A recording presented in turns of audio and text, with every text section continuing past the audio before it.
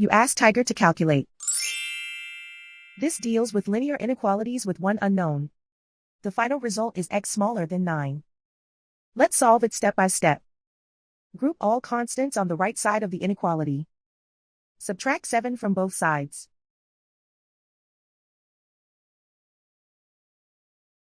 Simplify the arithmetic.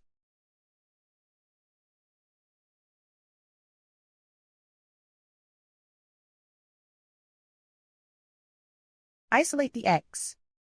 Divide both sides by 2.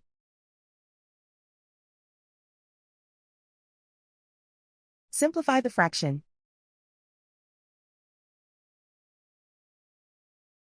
Find the greatest common factor of the numerator and denominator.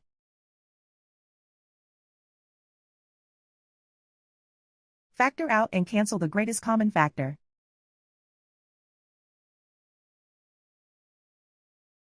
Plot the solution on a coordinate grid. And so the final result is x smaller than 9.